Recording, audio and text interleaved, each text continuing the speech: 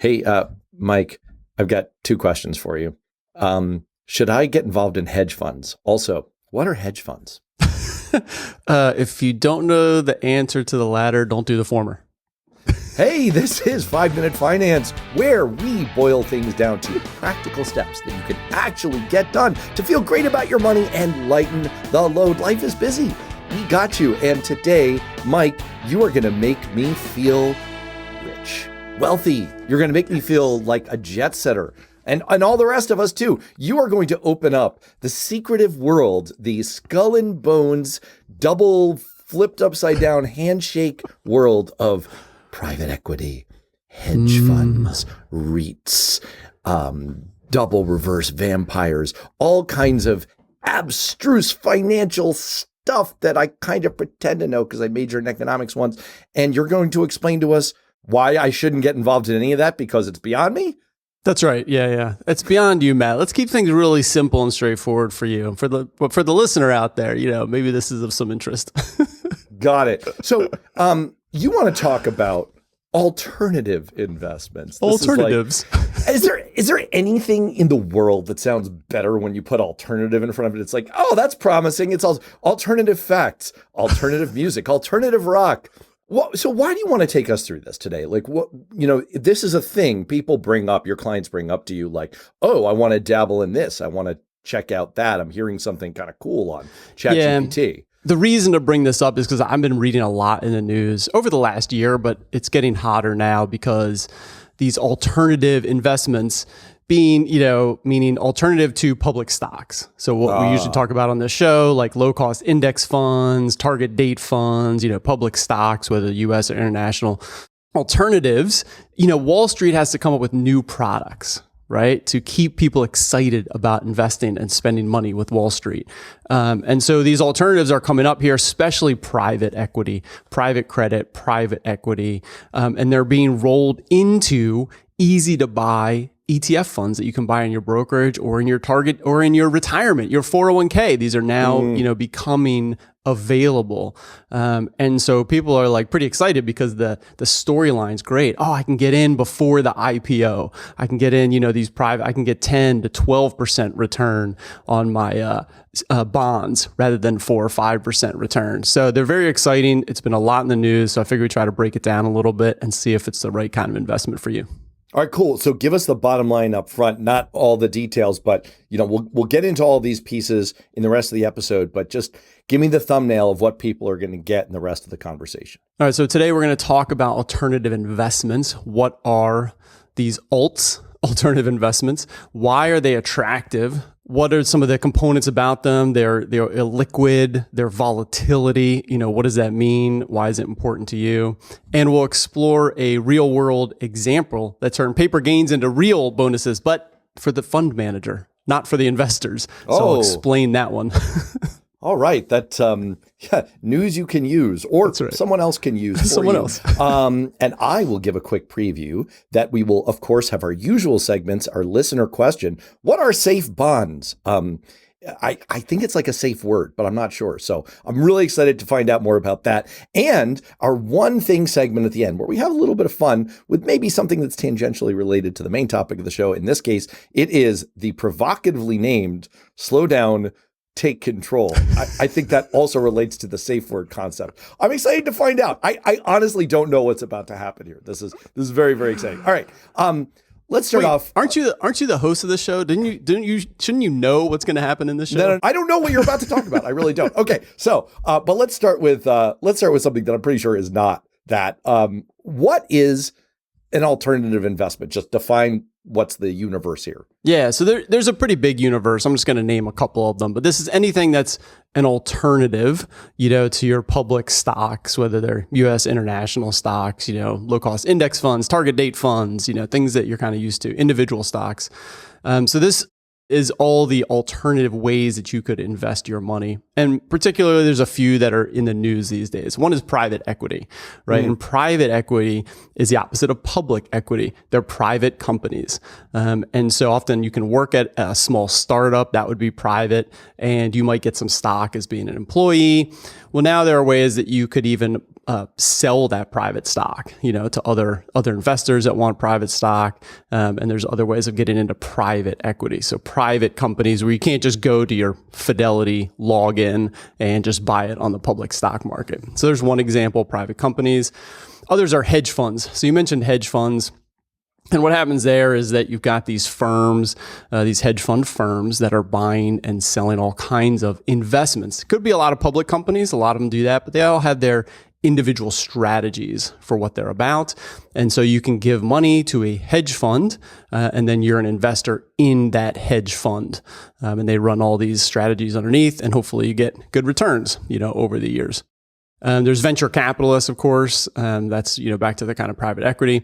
There's non-traded REITs. So REITs are real estate investment trusts. So you're investing in real estate, whether it's buildings that people are using, commercial buildings that people are using, or residential condos, whatever it is. This one firm would buy a whole bunch of different things, and then you as an investor would invest in that firm. And we use these all the time, publicly traded ones, but there's also private ones, which are harder to get in and out of. And finally, there's private credit. So that's the last one I'll mention, because that's like bonds. So, you can get bonds, which we got in the listener question, where you're lending money. You could also do it in the private market. So I could lend Matt some money. That would be like a private credit. And so there's a lot of options for private credit as well. I could imagine people having a cousin of the reaction that I'm having right now, which is, we spend, no, sorry. Let me choose a better word. We invest time on this show into understanding the vanilla options, right? The let's get a low cost index fund, and why it's simple, it's easy, it's good enough, and it reduces stress. Why are these attractive? Like, what's drawing people to explore beyond the very, very good vanilla? The reason is marketing, right? It's the reason of anything. It's like, why would you just have chicken and broccoli when I can get these new protein chips that just sound amazing and they taste so good, and I'm still getting all my protein? That's a great analogy. Yep. Why should I just eat chicken and broccoli? Because chicken and broccoli is like really just good for you, and who knows what's in those newfangled protein chips. And so that's really what it comes down to. So what does that mean? When you're reading about these, they sound great because they have the promise of higher returns. We all know like IPOs and private companies, and the founders that started there. Not only the founders, but the first employees, or the first couple thousand employees that are now multimillionaires. So this is really sexy story of private credit, private equity, IPOs, venture capitalists. So it's the promise of higher returns. What you don't hear is all the regular stories, all the companies that go out of business every single day. So when you take the landscape of private companies, so it's the promise of higher returns is one of the areas that, of course, grabs people right away. So, that makes total sense. It's like, you take all of it's new, it's novel, it's high end, it's, and you combine that with, it's reserved for the very, very few. So of course I want in on that, right? Like there's even effect in economics, the snob effect, the Veblen effect. Like people would almost be willing to pay more for, well, this is an exclusive thing that only a few people can get behind the velvet rope to access. I mean, is any of it real? Like, is there actually an upside to this, or is it all like buyer beware? Well, I mean, certainly there are real stories, right? I mean, just like someone wins the lottery. I mean, that's a real story too. Like someone's going to win the lottery, and you get to read about them, but you don't read about all the people who are just buying tickets for decades and never winning. So it really does happen. There are certainly lots of wins, but then there's a lot of failures as well. So when you look across it, the appeal is real, but so are the risks. And there are a lot of risks, and that's what people don't think about. All right, well, let's talk about that side. Like, what are the kind of the hidden risks? So one is the cost of illiquidity. All right, so there's two things to talk about here. One, I mean, there's more, but we're going to talk about liquid assets, illiquidity, liquid, and also volatility. So one of the things that can lead to higher returns is taking on more risk. And one of the risks is that you can't sell when you want to. That's called illiquid. If you're like, hey, I want my 100,000 back. I made an investment in a private REIT and I need my money back because my kid's going to college. You might not be able to sell that private REIT. There are certain rules in the long 100-page document that you clicked and signed. Oh yeah, I read that when you gave them the $100,000 that says you can only get back 3% of your investment per year or per quarter. There's certain things, certain rules in there. So there's illiquidity, and that's a really big deal.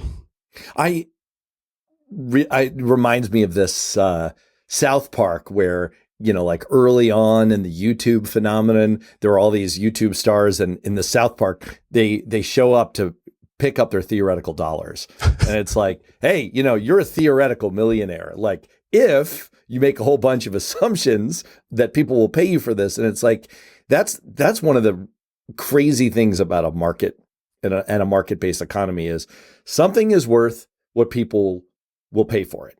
That's the bottom line. And so there are things that are crazy. I don't understand. Why do people buy NFTs of like bored apes? Like, that's a thing. Like, there's a whole series of like computer generated photos of apes looking bored, cartoon apes.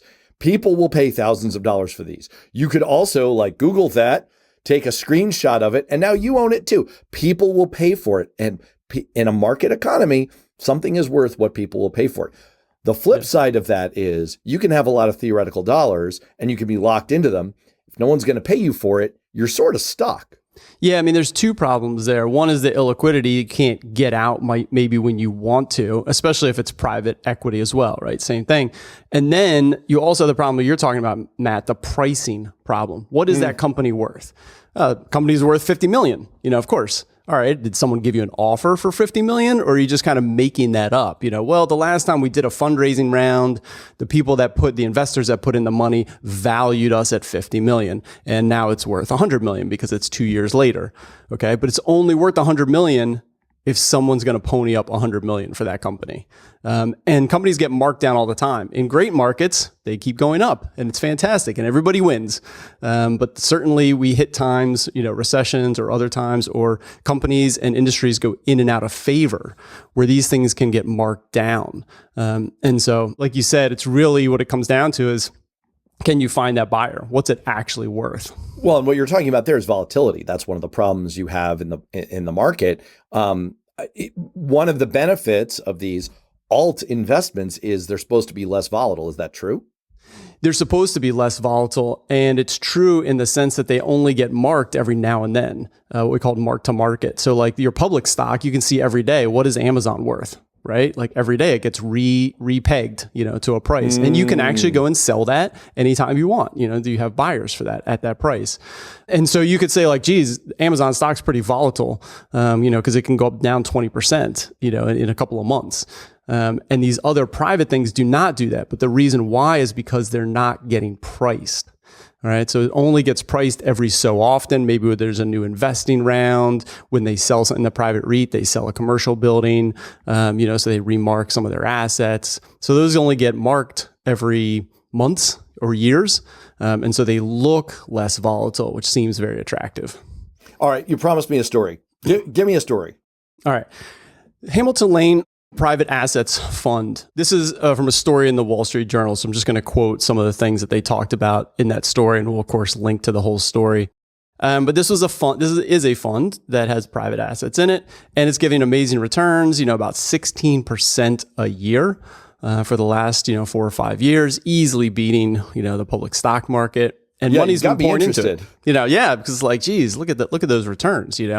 And so how do they get those returns? Well, one of the ways is that they're buying assets that are at a discount. And this is very common, where it's something to be marked down. Like, it's like, oh, geez, this house really, Matt, I got this house I'm going to sell you. It's worth 500,000, but I'll give you free like for 420. I kind of need the money, but look at all this other stuff. It's probably worth 500. And Matt would be like, yeah, okay, this sounds like a pretty good deal. It's probably worth somewhere around there. So I'm going to go ahead and invest. So this happens all the time. So they'll buy an asset marked down by 15% and immediately mark it up to whatever, that real value, that net asset value. And so imagine like if I could just do that with any of my property, like, oh, I just bought this new painting for $1,000, but it's worth $1,200. And I just immediately mark it up. And that's what they're able to do. That is perfectly legal. And so that's how you're getting this one of the reasons you're getting this 16% a year return. It's not an actual return. It's that they buy things at a discount and immediately mark it up inside of the fund. Got it. So it's on paper. So that's on paper. And so then the other thing that was part of this story, which is fascinating, is that they changed the way the management was getting paid. Because originally management was getting paid when they sold any of those internal investments. Like, hey, I bought this, thing for 50 million and we sold it for 70 million. So now we get paid on the 20 million, Because you have to actually make money in order to earn money. That makes sense. Right? That makes sense. Well, they switched around. They weren't getting paid so well, Matt, because you can imagine they're not selling as many things as they're investing in. When $4 million per day is rolling in, you're doing all investing. You're not doing a lot of selling. Like you're just putting money to work. So all those managers weren't getting paid. So they changed it where they're going to get paid based on the value rather than when they go ahead and sell something. So again, they buy it at a discount, mark it up, and they're getting paid on that increase in value instead of when they actually go and sell individual investments. That's crazy, especially when you consider that they're in charge of setting the value that they say that something is worth. So it's like, hey, Mike, I work for 5 Minute Finance and we don't have revenue coming in, but here's the thing. I think that these episodes have become worth $1,000 an episode. And I get 80% of that. So, you know what? I changed my mind. They're 2,000 an episode. There you go. Wow. Yeah. So what you're saying is there's some shadiness going on here. Well, let me put it this way. It's all perfectly legal. All right. So there's no shadiness. The problem is, Matt, this is an example of how complicated these investments are. And do you think the average person, the average listener to this show is like, 16% a year returns? They read a couple of paragraphs. It's sounding pretty good and they want to invest. They're not reading the 100-page document, that really talks about all of these things that's going on. So it's all perfectly legal and maybe they're doing a great job. But the point is it's very complicated. And this is just one example. And the whole industry is kind of rife with these when it comes to these private investments. There's a lot going on behind the scenes. And I would also just, when you're talking about fees, the classic one is kind of the hedge funds. They'll do a 2 and 20. Where they make 2% of the value of whatever they're managing. They manage $1 billion of assets. They get 2% of that plus 20% of the upside. So whatever the gain is, get 20% of that, which is great if you're earning money. They're working hard, earning money for the investors, but it's pretty expensive. Even that is like when we talk about low cost index funds, we're trying, 0.05%, 0.1%. Not 2%, orders of magnitude more. So plus those guys, 20% off the gain. Plus 20% of the gain. So those guys really have to outperform, and some of them do. It's fantastic. The chances of you picking the one that outperforms and getting pretty slim when you got to overcome those high fees. All right. So we've just given people a lot to be potentially a little cautious about. When might any of these alternative investments make sense? For me, it really comes down to your appetite for making private investments. And I would focus more on where your dollars are going and understanding the business you're investing in. So I would recommend making more direct investments in companies that you believe in, that you want to support. And there's various ways of doing that. There's websites like WeFunder and other ones where you can find local businesses looking for money. There's angel investing groups and stuff like that. So I think those are great ways. They're super risky. So don't get me wrong. Like you can lose all your money very easily, very quickly in those kinds of things.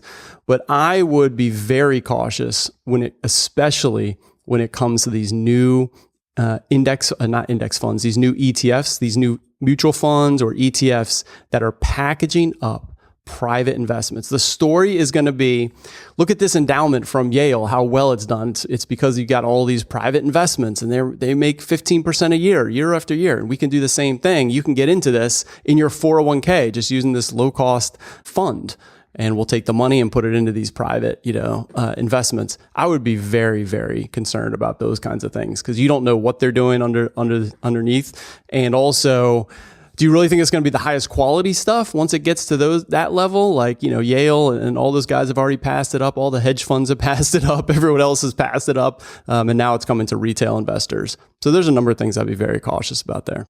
All right. Well, it is time to get to our listener question, which may or may not be tangentially related to the main topic of today's episode. And I want to remind everyone, if you're a client of Mike's, you could just email him your question anytime. That's what he's there for. If you are not and you'd like to hear his thoughts on this show on a question of your choosing, you can email the show pod@mortonfa. That's MORTONFA.com. Today's question, which is not as spicy probably as I'm trying to make it out to be, but go with me on this if you want, is what are safe bonds? Safe bonds. My safe bond is strawberries. When I say that, that means no more investing. No more investing.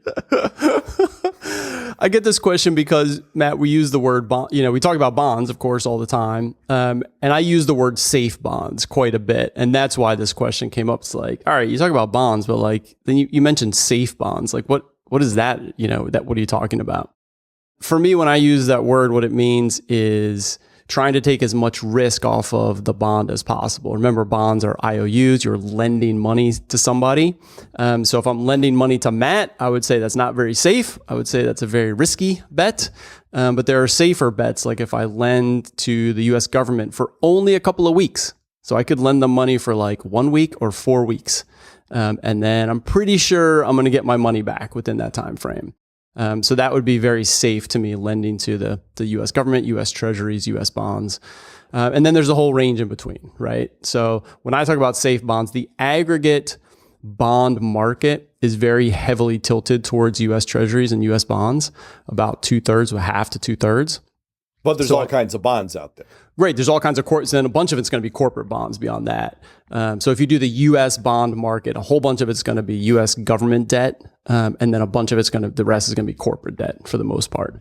And corporations usually pretty good. Like I can lend money to Dell or Amazon or Nvidia, and they're probably going to pay me back. But just because it's a bond doesn't necessarily mean that it's a safe bond. Yeah. This is where, you probably heard the word junk bonds, right? And yeah. And so that would be the other end of the spectrum where you might get 10 or 12% interest, which is way better than U.S. government's only paying 4%. So you're like, geez, I'll take the 12% and get my money back. Well, you might not get your money back. That's the why problem. So much interest? Don't worry about it. Don't worry about that. Yeah. So that's where, so that's why I use the word. There's nothing particular about the word, but I just say safer bonds. Let's tilt more towards the U.S. treasuries, use the total bond market, money market funds, stuff like that are very safe. When I'm talking about portfolios, I'd rather take the risk in the stock side. If you want to be more risky and get more return, just buy more stocks. I'm not a huge fan of going into junk bonds and other types of bonds. They're perfectly great ways of making money, but you got to really know what you're doing there. All right. Well, it is time for our closing one thing segment where today we teased it as maybe this is what you do after I've said strawberries. It's slow down, take control. Mike, what do you mean by that? And try to make it as interesting as I tried to make it. You got to sleep on it, Matt. You got to sleep on it. Sounds. Go on. You've got me intrigued. So this is all about, we've talked about this before, when things are kind of rushing at you and you're trying to make decisions, especially when it comes to investing or money purchases in general, take your time. There's usually no reason that you have to do it today. It can't wait till tomorrow. And this is just a really great principle to slow down, take your time, especially when you notice you're being rushed. Like, you're in the store and it's like this big billboards in front of you and the items on the corner aisle and it's got really bright flashing lights and you're like, oh, I definitely need this thing. Maybe that's a reason to slow down. Sleep on it for 24 hours. The product will always be there. The investment will always be there tomorrow. I'll tell you, the inverse of that is it comes out of this great book called Never Split the Difference by the former lead hostage negotiator for the FBI, this guy named Chris Voss. You can find him. You just look him up. He's done TED Talks about all this. And one of his key principles in his negotiations book is slow it down. And he said when he reads the audiobook, he says it just like that. Slow it down, because that's one of the key persuasion principles is urgency. That's why you see it in marketing. As you were saying all the time, like act now, sale ends soon, 24 hours and gone. And his advice is just ask yourself, well, what's the real deadline here? Like, do we really need to do this deadline, or is it an artificial deadline? And if it's an artificial deadline that's coming from a counterparty in some kind of a transaction, well, is that their problem or your problem? Like, right. That doesn't, just because you've got a deadline doesn't necessarily mean I've got a deadline. So love the advice. Anytime you can just slow it down and take control of your own timeline probably means you're going to make a better decision. Absolutely. Yeah. Did you notice, Matt, on Amazon, have you noticed, and this was a while ago, that they'll now put like how many are left in stock? Only like 15 left in stock. Yes. Another little subtle, it's beautiful. I mean, in a perverse way. It's like very subtle, making you rush your decisions. Have you ever thought that you should make listener questions like, I'm only going to give one per week and I've booked up the next 2 weeks. Better act soon. That's right. Yeah, exactly. That's what we're going to do. That's true facts right there. True facts. All right. Even though I just made that up, like the value of the investments that I just made, even though that's totally out of my own brain, we're going to say that. So don't forget to email pod@mortonfa.com if you have a listener question, you want to get in on the conversation here. And with that, we'll wrap it up. Thanks, Mike. Thanks, Matt. Thanks for joining us on Financial Life Planning. If you like what you heard, please subscribe to and rate the podcast on Apple iTunes or Spotify or wherever you get your podcasts. It makes a massive difference. If you have a comment or question, please email me, mike@mortonfa.com.